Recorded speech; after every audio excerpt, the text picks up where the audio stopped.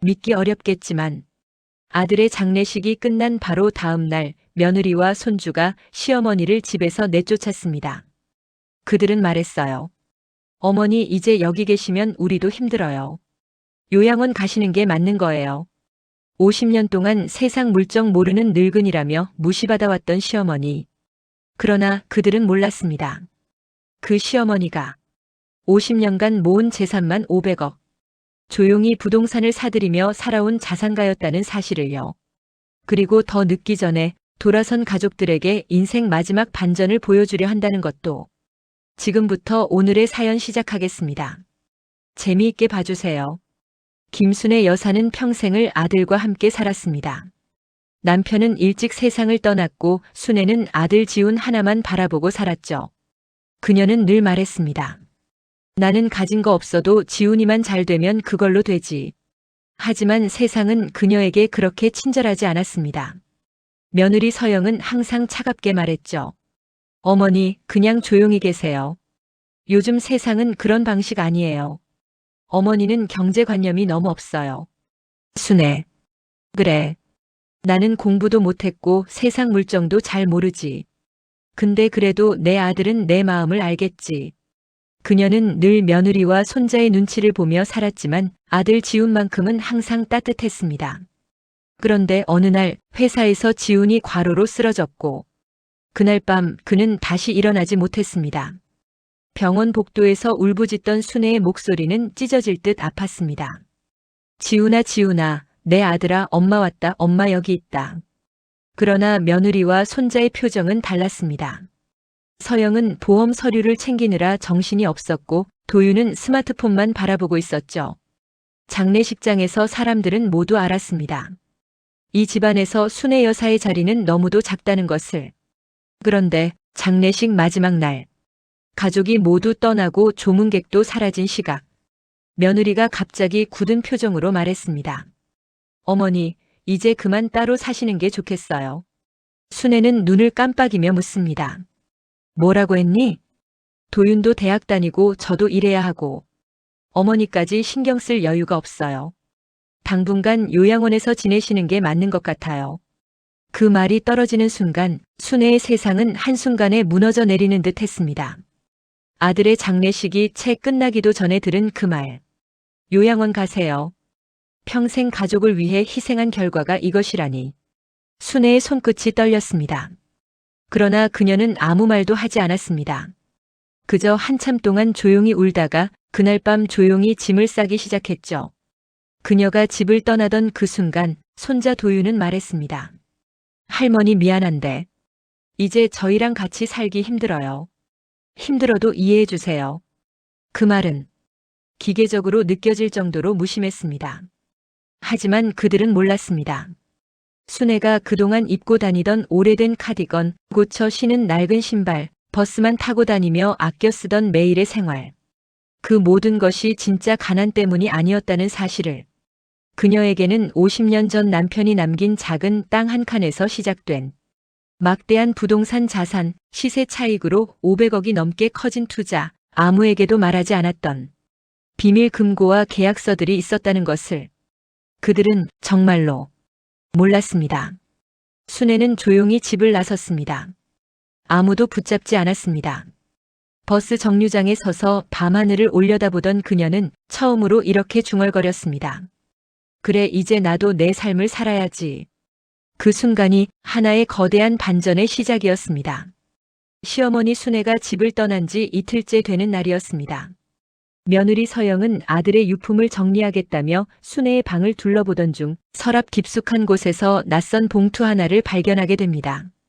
그것은 낡은 봉투인데도 불구하고 유난히 두툼하고 묵직한 느낌이었습니다. 서영은 잠시 주저했지만 결국 봉투를 뜯어보죠. 그리고 그 안에서 나온 첫 문서에 그녀는 멍해졌습니다.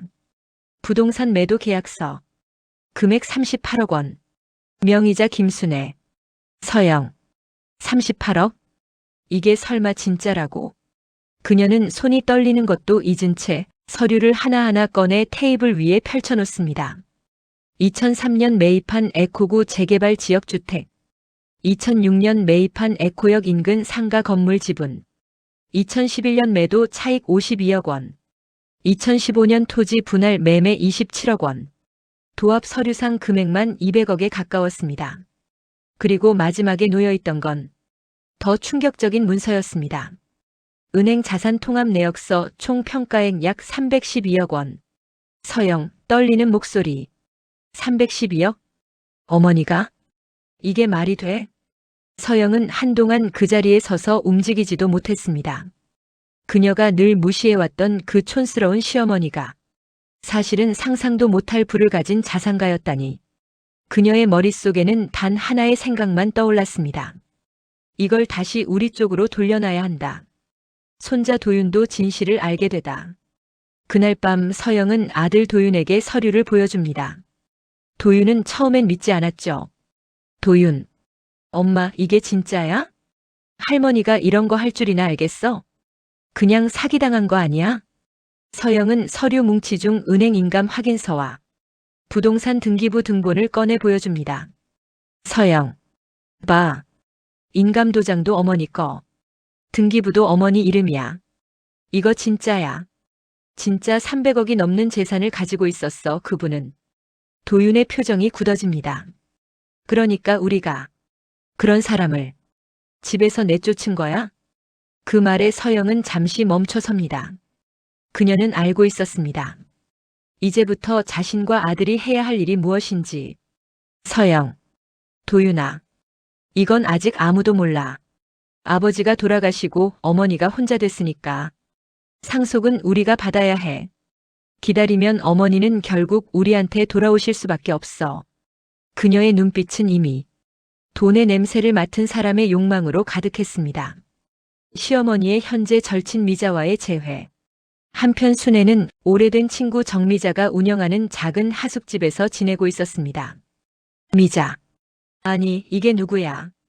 순애야, 너 왜 이렇게 늦었어? 얼굴이 왜 이래? 무슨 일 있었던 거야? 순애는 며느리의 말을 떠올리며 조용히 웃습니다. 눈가가 시리게 흔들리지만 그녀는 감정 대신 담담함을 택했습니다. 순애, 미자야. 나 이제 거기서 안 살아. 이제부턴 나 혼자 살아보려고.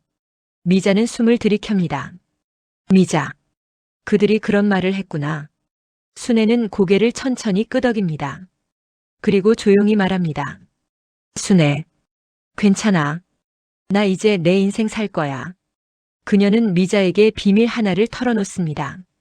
50년간 모아온 부동산 서류와 자산 증명서들이 여전히 본인이 관리하는 금고 안에 있다는 사실.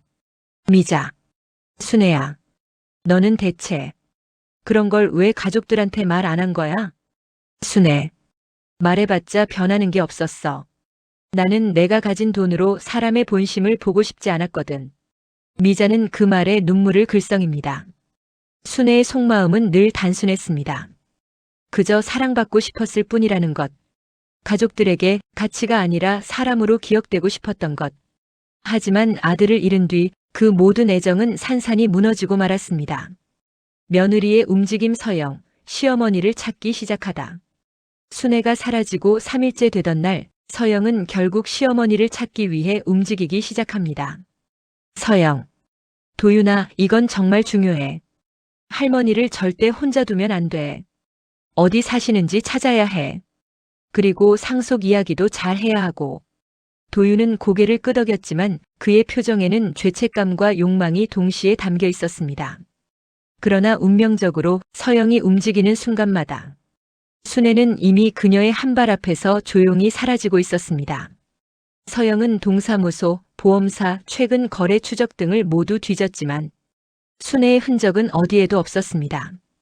더 큰 문제는 부동산 서류 중 하나에서 추가 소유 건물 지분이 더 있다는 사실을 발견하게 된 것입니다. 총 자산 500억, 그리고 그중 일부는 언제든 현금화 가능한 구조. 서영은 점점 더 불안해졌습니다. 갈등의 시작 며느리의 첫 번째 시도. 열흘 뒤 서영은 결국 순애가 하숙집 근처 시장에서 장보던 모습을 찾아냈습니다. 그녀는 마치 오랫동안 잃어버린 가족을 만난 사람처럼 연기를 시작합니다. 서영, 어머니, 제가 얼마나 찾았는지 아세요? 그동안 너무 보고 싶었어요. 순애는 잠시 멈춰 서영을 바라봅니다. 표정은 차갑지도 따뜻하지도 않은 그저 담백한 표정이었습니다. 순애. 그래. 여긴 어떻게 알고 왔니? 서영은 울먹이며 말합니다. 어머니, 그날 제가 너무 예민했어요. 어머니랑 같이 지내야지. 저희가 잘못했어요. 정말 잘못했어요. 그러나 그 말은 눈빛만 보면 누구나 알 수 있을 만큼 가식적이었습니다. 순애는 조용히 대답합니다. 순애. 서영아. 내가 너한테 미안해야 할 이유는 없는 것 같다. 그날 너희는 너희가 진심이라고 했잖아. 나도 그 진심을 받았을 뿐이다. 서영의 얼굴이 굳어집니다. 서영. 어머니. 혹시 아버님이 남기신 재산 때문에 그러시는 거면. 그 말이 끝나기 전 순애는 단호하게 말을 끊습니다. 순애. 그만해라. 너희가 관심 있는 게 뭔지. 나는 이제 다 안다. 정확히 그 순간 서영의 표정은 완전히 달라졌습니다. 순간의 연민에서 돈을 잃을지도 모른다는 불안으로 그녀는 낮고 빠르게 속삭입니다. 서영. 어머니. 우리한테 돌아오셔야 해요. 지금이라도 안 늦었어요. 순애는 그녀의 손을 뿌리치며 말합니다. 순애. 나는 더 이상 너희 가족이 아니다. 그리고 그녀는 며느리를 지나쳐 조용히 걸어갑니다. 불붙기 시작한 욕망. 그날 밤 서영은 집에서 서류들을 펼쳐놓고 피가 날 정도로 입술을 깨물었습니다. 저대로 두면 저 돈은 절대 우리에게 오지 않아. 그녀의 눈빛은 더 이상 가족을 찾는 며느리의 눈빛이 아니었습니다. 그것은 재산을 되찾기 위한 사냥꾼의 눈빛에 가까웠습니다. 그리고 그 순간 순애 역시 미자와 함께 삶의 가장 큰 결심을 하고 있었습니다. 이제 나도 내가 살아온 값어치를 보여줄 때가 됐다. 두 여인의 길은 서로를 향해 조용히 하지만 피할 수 없게 다가가고 있었습니다. 순애가 며느리 서영을 따돌린 지 일주일쯤 되었을 때 서영과 도윤은 더 이상 시간을 미룰 수 없다고 판단했습니다. 서영에게는 이제 두 가지 확신만 남았습니다. 첫째, 시어머니는 절대 가난하지 않다. 둘째, 그 돈이 자기들에게 돌아오지 않을 수도 있다. 이 두 가지 사실은 서영에게 공포 그 자체였습니다. 그 공포는 욕망을 부추기고 욕망은 결국 행동을 바꾸게 만들었습니다. 며느리의 두 번째 접근 사과라는 이름의 거래. 며칠 후 순애는 시장에서 반찬거리를 고르고 있었습니다. 그녀는 이미 오래전부터 생각해둔 삶을 차곡차곡 준비하는 중이었죠. 그때 뒤에서 낯선 인기척이 느껴졌습니다. 서영. 어머니. 그 목소리가 들리는 순간 순애는 천천히 고개를 돌립니다. 서영이 큰 꽃다발을 들고 서 있었습니다. 순애. 또 왔구나. 서영은 억지로 미소를 지었습니다. 서영. 어머니, 저 진심이에요. 지난번에는 놀라서 그랬어요. 어머니가 갑자기 집을 나가셔서 너무 속상해서 그래서 말을 함부로 한 거예요. 그녀의 말투는 온화해 보였지만 그 눈빛만큼은 초조함이 가득했습니다. 순애는 서영을 가만히 바라보다 조용히 대답했습니다. 순애. 서영아. 사람이 말은 얼마든지 예쁘게 꾸밀 수 있지. 근데 진심은 눈에서 드러나는 거야. 서영의 표정이 순간적으로 흔들립니다. 하지만 그녀는 바로 새로운 카드를 꺼내놓습니다. 서영. 어머니, 우리 도윤이 알죠? 얼마나 어머니 좋아했는지. 아버지 돌아가시고 마음이 많이 무너졌어요. 할머니까지 떠나니까 어떡할 줄 몰라 해요. 그 말에 순애의 눈썹이 아주 조금 흔들립니다. 서영은 그 미세한 흔들림을 놓치지 않았습니다. 서영. 우리 다시 같이 살면 도윤이도 안정될 거예요. 우리 가족 다시 돌아올 수 있어요. 그리고 아주 자연스럽게 마치 아무 말 아닌 것처럼 덧붙입니다. 어머니 재산 문제도 천천히 저희랑 상의하시고요. 그 순간입니다. 순애의 표정이 완전히 굳어졌습니다. 순간의 감정 변화. 그것은 불에 기름을 붓는 순간처럼 서영의 말을 그대로 태워버렸습니다. 순애. 아, 그게 진심이구나. 서영은 당황하며 손을 흔듭니다. 서영. 아니에요. 그런 뜻이 아니라 그냥 가족끼리. 순애는 단호하게 말을 끊습니다. 순애, 서영아. 너는 내가 가진 걸 원하고 나는 너희에게서 벗어나고 싶은 거야. 그 말에 서영의 표정에서 마지막으로 남아있던 체면마저 사라졌습니다. 손자의 본심 무너지는 마지막 정. 그날 저녁 도윤이 순애가 있는 하숙집으로 찾아옵니다. 문을 열자마자 도윤은 어색한 미소를 지으며 고개를 숙였습니다. 도윤, 할머니 오랜만이에요. 순애는 눈을 가늘게 뜨고 그를 바라봅니다. 순애, 그래, 웬일이냐? 도윤은 잽싸게 말을 꺼냅니다. 도윤, 할머니 제가 잘못했어요. 그날 진짜 그런 뜻 아니었어요. 아버지 돌아가신 후라서 정신이 없어서. 그의 말은 어딘가 부자연스러웠습니다. 그저 외워온 듯한 감정 없는 대사 같았습니다. 순애는 조용히 의자를 가리켰습니다. 순애, 앉아라. 할머니가 물어볼 게 있다. 도윤은 잠시 긴장한 표정을 짓더니 천천히 자리에 앉았습니다. 순애, 너희 집에서 나를 내보낸 이유. 정말로 그게 전부냐? 도윤은 잠시 침묵합니다. 그리고 입술을 깨물며 말합니다. 도윤, 엄마가 그랬어요. 아버지도 없는데 할머니까지 모시면 우리도 힘들다고. 순애는 미소도 분노도 없이 말합니다. 순애, 그래. 할머니는 그 말 이미 다 알고 있었어. 도윤은 그제야 본심을 드러내기 시작합니다. 도윤, 근데 할머니, 우리가 잘못한 거 맞아요. 그러니까 돌아오시면 좋겠어요. 잠시 뜸을 들이더니 그는 너무나 자연스럽게 본론을 꺼냅니다. 도윤, 그리고 할머니가 가진 재산 같은 것도 같이 의논하면 좋잖아요. 가족끼리 숨길 필요 없죠? 그 말을 듣는 순간 순애는 눈을 감습니다. 두꺼운 슬픔이 밀려와 그녀의 마음을 후벼 팠습니다. 순애, 그래.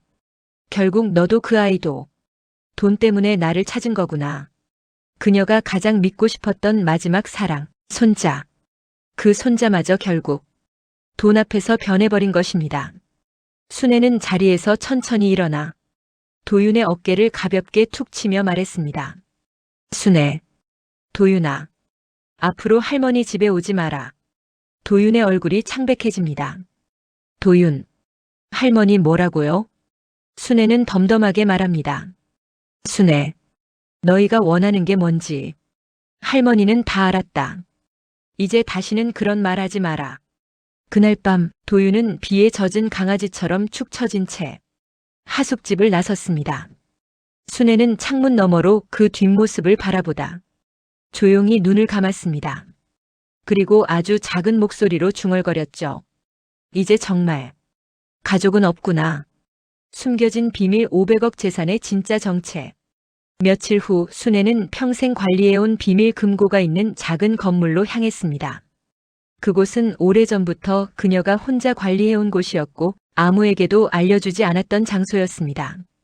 비밀번호를 누르고 문을 열자 안쪽에는 작은 방과 철제 금고 여러 개가 놓여 있었습니다. 금고 안에는 부동산 등기부등본, 토지 매입 계약서, 시세 차익 계산서, 그리고 가장 중요한 한 서류가 있었습니다. 김순의 개인 재산 증여 계획서. 그 문서를 펼치자 첫 줄이 이렇게 적혀 있었습니다. 내 유일한 아들 지훈에게 모두 물려준다. 순애의 손끝이 떨립니다. 이 문서를 쓴 사람은 지금 이 세상에 없습니다. 그녀는 그 문서를 다시 접으며 조용히 중얼거렸습니다. 순애, 지훈아, 내가 없으니 이 돈도 아무 의미가 없구나. 하지만 그녀는 곧 결심하듯 고개를 들었습니다. 순애, 아니다.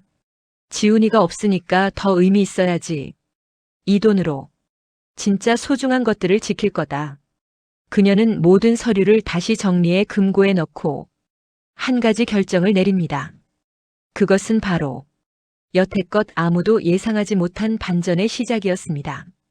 서영의 폭발 무너진 계획.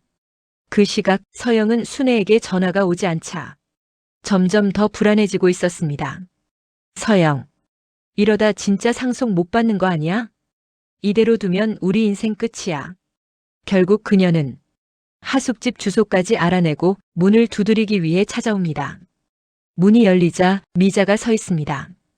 미자. 누구 찾으세요? 서영은 억지 미소를 지어 보입니다. 서영. 여기 시어머니 계시죠? 제가 모시러 왔어요. 가족이니까요. 미자는 잠시 서영을 바라보다 문을 조금 더 닫으며 말합니다. 미자. 그분께서 당신들 만나고 싶어 하지 않아요. 순간 서영의 표정이 일그러집니다. 서영. 그쪽이 뭔데요? 어머니 모시고 갈 테니까 비켜주세요. 그러나 미자는 단호합니다. 미자. 여기서는 그분의 뜻이 가장 중요해요. 당신들. 그분이 필요할 때 곁에 있었나요? 말문이 막힌 서영은 화를 억누르지 못하고 소리칩니다. 서영. 어머니 재산. 그거 다 누구 돈인데? 우리 남편이랑 우리 가족이랑 사는 동안 벌어진 일 아니냐고. 그 소리는 하숙집 복도에 울려 퍼졌고 그 순간 순애는 문 안쪽에서 모든 소리를 듣고 있었습니다. 그 목소리, 그 말투, 그 탐욕, 그 모든 것이 순애의 마지막 주저함까지 완전히 지워버렸습니다. 폭풍의 전야. 그날 밤 순애는 깊은 고민 끝에 한 통의 전화를 걸었습니다. 순애. 예, 거기 변호사 사무실 맞죠? 제가 상담받고 싶은 게 있습니다.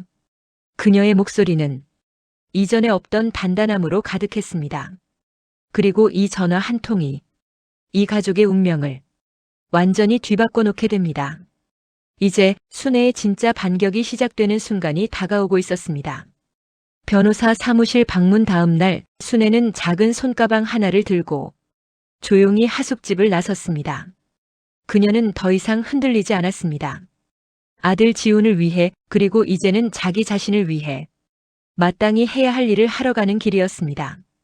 변호사와의 만남 500억 자산가의 첫걸음. 사무실 문을 열자 40대 후반쯤 되어 보이는 차분한 변호사가 고개를 들었습니다. 변호사. 어서 오세요. 어떤 일로 상담받으러 오셨나요? 순애는 천천히 앉아 한 손에 들고 있던 봉투를 내밀었습니다. 순애. 제가 정리를 하려고 합니다. 봉투 안에는 등기부등본, 재산 목록, 금고 열쇠 일부, 그리고 총 자산 평가서가 담겨 있었습니다. 변호사는 서류를 확인하는 동안 몇 번이나 고개를 들었다가 다시 숙였습니다. 변호사. 어머님.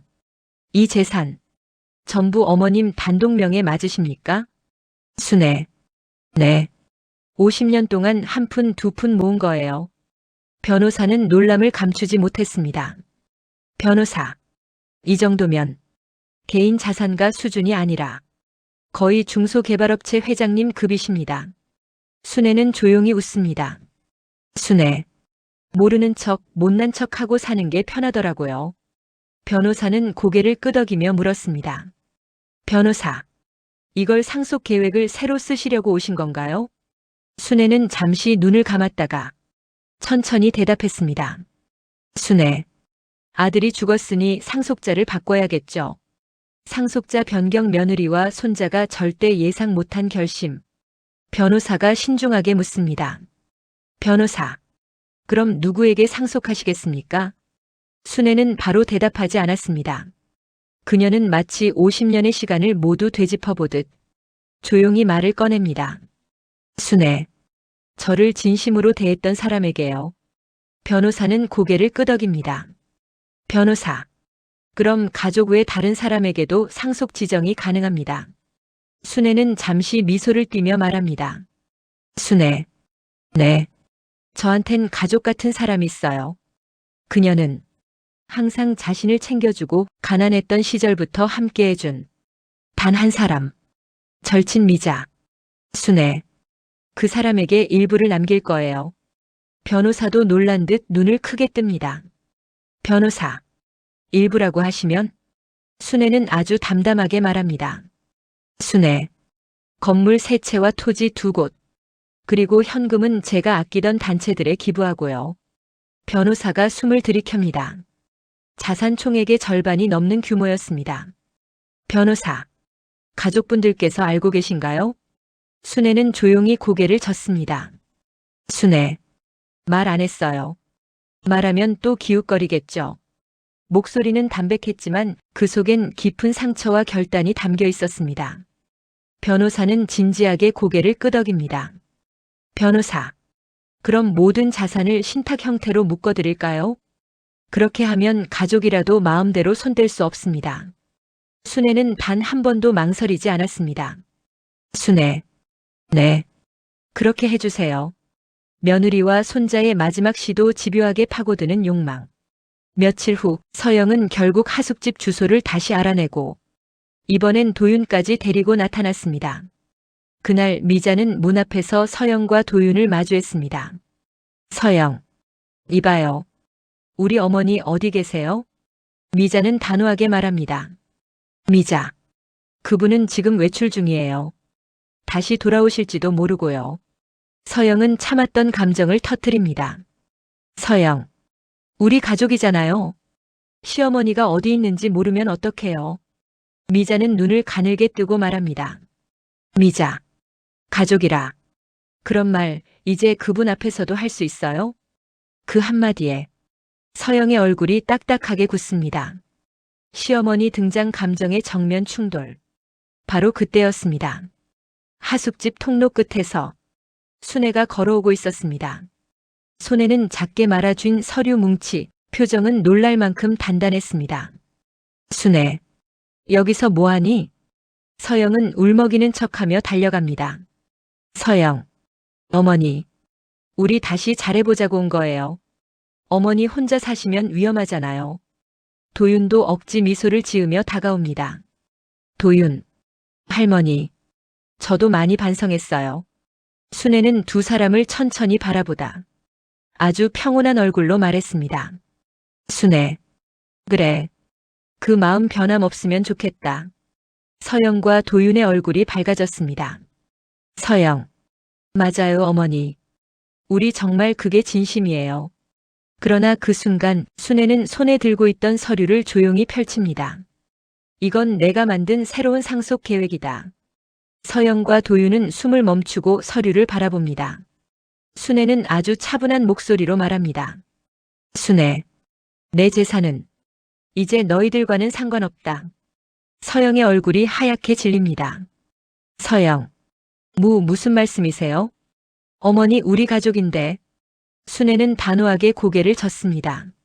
순애. 가족? 그럼 장례식 다음 날 나한테 뭐라고 했는지 기억나니? 그 말에 서영의 입술이 떨립니다. 순애. 우리가 힘드니까 나가라. 요양원 가라. 그게 가족이 할 말이니? 도윤은 당황하며 말문을 엽니다. 도윤. 할머니, 저희가 그땐 정신이 없어서 진짜 죄송해서. 순애는 손을 들어 말을 끊습니다. 순애. 늦었어. 서영이 절규합니다. 서영.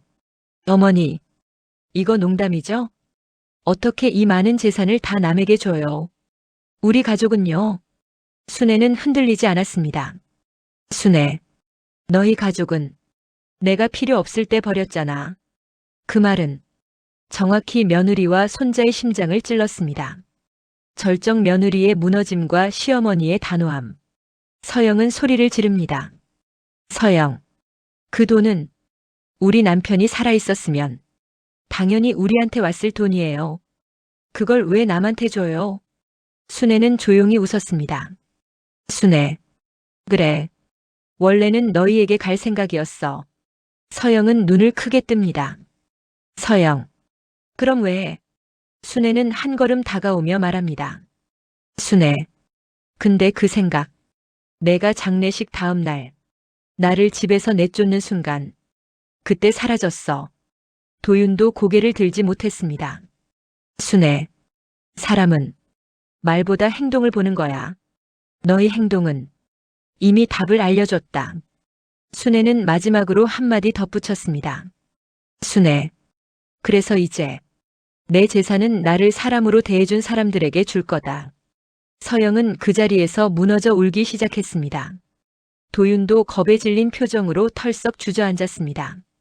그리고 그 모습을 보며 순애는 아주 작게 그러나 분명한 목소리로 말했습니다. 순애, 이게 너희가 만든 결과다. 폭풍이 지나간 자리. 그날 이후 순애는 서영 모자를 다시는 돌아보지 않았습니다. 변호사와의 준비는 순식간에 진행됐고 재산은 모두 철저히 보호되는 구조로 묶였습니다. 서영은 절망에 빠지고 도윤은 학교도 제대로 가지 못했습니다. 하지만 순애는 평생 처음으로 마음이 편안했습니다. 그녀는 창가에 앉아 차 한 잔을 들이켜며 조용히 중얼거렸습니다. 순애, 지훈아, 엄마 이제 괜찮다. 순애의 재산 보호와 상속 계획이 모두 마무리되고 한 달이 지나갔습니다. 그동안 순애는 평생 친구 미자와 함께 조용한 일상을 보냈습니다. 새벽 시장에서 사온 따끈한 떡을 나눠 먹고 근처 경로당에서 웃음꽃을 피우며 텃밭에서 고추와 상추를 키우며 오랫동안 잊고 지냈던 평범하면서도 소중한 하루를 되찾았습니다. 그녀는 말합니다. 순애, 이게 사람 사는 거지. 하지만 세상은 조용히 넘어가주지 않았습니다. 며느리와 손자에게 닥친 변화 무너져가는 가정 경제. 재산을 손에 넣을 줄 알고 살았던 서영의 계획은 완전히 무너졌습니다. 보험금은 이미 생활비와 빚 갚느라 다 써버린 상태였고 사치에 익숙했던 삶은 더 이상 유지될 수 없었습니다. 도윤의 등록금도 서영의 월급만으로는 감당하기가 벅찼습니다. 어느 날 서영은 은행 창구에 앉아 통장을 보며 조용히 손을 떨었습니다. 잔고 27만 원. 한때 500억의 향기를 맡았던 사람이 지금은 월세도 내기 어려운 상황에 처한 것입니다. 그때 도윤이 전화를 걸어왔습니다. 도윤, 엄마, 등록금 추가 납부 기간이래. 어떻게? 서영은 목이 메어 말합니다. 서영, 엄마가 어떻게든 해볼게. 그녀의 눈가가 붉게 물들었습니다. 며느리의 후회 뒤늦게 깨달은 그날의 말. 그날 밤 서영은 허름한 원룸 바닥에 앉아 머리를 감싸 쥔 채 울고 있었습니다. 서영, 내가 왜 그날 그런 말을 했을까? 왜 장례식 다음 날 어머니를 밀어냈을까? 그녀는 이제야 깨달았습니다. 자신이 내뱉은 말들이 단순한 짜증도 일시적 감정도 아니었다는 사실을. 그 말은 순애라는 사람의 자존심을 짓밟은 평생 잊혀지지 않을 상처였다는 것. 서영은 결국 순애에게 전화를 걸어봅니다. 하지만 뚝, 착신 거절입니다. 서영의 눈물이 뚝 하고 떨어졌습니다. 손자의 깨달음 잃은 후에야 보이는 가치.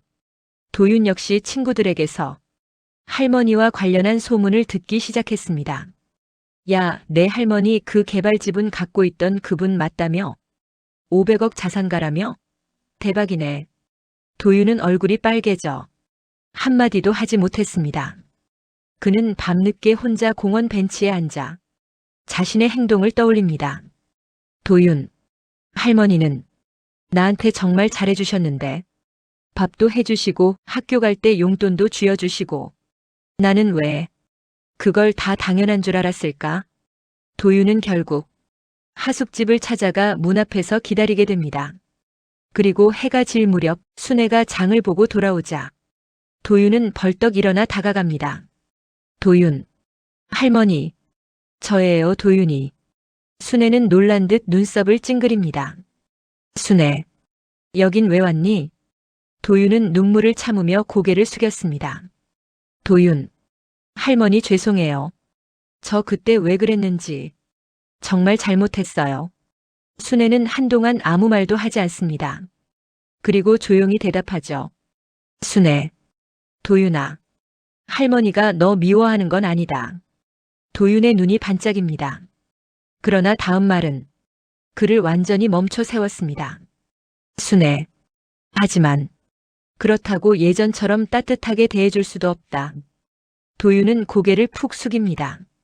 순애, 사람은 한 번이라도 버림받으면 다시는 예전으로 못 돌아가는 거야. 그 말은 무겁게 도윤의 심장을 누릅니다. 마지막 며느리의 마지막 편지. 며칠 뒤 미자는 우편함에서 편지 한 통을 발견합니다. 보낸 사람 이서영. 편지에는 삐뚤빼뚤한 글씨로 몇 번이나 지워진 흔적이 남아 있었습니다. 어머니, 저는 이제 괜찮아요. 저희 찾아오지 않으셔도 돼요. 다만, 제가 드리고 싶은 말은 진심으로 죄송하다는 것 뿐입니다. 어머니의 그날 표정이 다시 생각나서 견딜 수가 없어요. 저 때문에 마음 다치게 해서 정말 죄송합니다. 부디 건강하게만 지내세요. 순애는 편지를 조용히 접어 작은 서랍에 넣습니다. 그녀의 표정은 흔들림이 없었지만 눈가에는 아주 미세한 떨림이 있었습니다. 시어머니의 새 인생 50년 만에 자기 살. 어느 날 오전 미자는 커피 2잔을 들고 순애에게 말했습니다. 미자, 너 이제 뭐 하고 싶냐? 순애는 조용히 창밖을 바라보다 말합니다. 순애, 나 이제 사람 도우면서 살고 싶어. 미자는 놀란 눈으로 그녀를 바라봅니다. 순애는 미소를 지으며 말합니다. 순애, 가난했던 시절 내가 도움받았던 것처럼 이제는 내가 누군가에게 그걸 돌려줄 때가 된 것 같아. 그날부터 순애는 복지관 후원, 장학금 지원, 소외계층 지원 등을 조용히 시작했습니다. 이름을 드러내지 않고 그저 알 수 없는 후원자로만 남았습니다. 어느 겨울날 진짜 반전의 마지막 장면. 눈이 오던 어느 겨울날 순애는 미자와 함께 조용히 걸어 다니고 있었습니다. 그녀는 길가에서 할머니 한 분이 쓰러진 것을 발견하고 재빨리 달려갔습니다. 그녀가 금세 구급차를 부르고 겉옷을 벗어 그 노인에게 덮어주었습니다. 미자는 그 모습을 지켜보며 말합니다. 미자, 넌 참 예전부터 한결같다. 순애는 눈을 가늘게 뜨며 말합니다. 순애, 돈이 있어도 없어도 사람 마음은 똑같아야지. 그 순간 멀리서 도윤이 그 모습을 보고 있었습니다. 도윤은 그 순간 뒤늦게 깨달았습니다. 나는 단 한 번도 이 사람을 제대로 본 적이 없었다. 그는 그 자리에서 조용히 고개를 숙입니다. 마지막 대사 순애의 인생 고백. 그날 밤 순애는 집으로 돌아와 차를 한 모금 마시며 말합니다. 순애, 지훈아, 너 없었으면 나는 이렇게까지 강해지지 못했을 거야. 근데 이제 엄마, 남은 날들을 엄마답게 살아보려고 한다. 그녀는 창밖의 별을 보며 조용히 웃었습니다. 바람은 차가웠지만 그녀의 마음은 따뜻했습니다. 사람은 가진 돈이 아니라 그 돈을 어떤 마음으로 쓰는지에 따라 진짜 모습이 드러납니다. 무시받았던 시어머니는 50년 동안 쌓아온 인내와 지혜로 가족에게 마지막 교훈을 남겼고 결국 가장 단단한 인생을 살아내었습니다. 우리도 누군가를 판단하기 전에 그 사람이 걸어온 길을 한 번쯤은 들여다볼 줄 아는 따뜻한 마음을 가졌으면 합니다.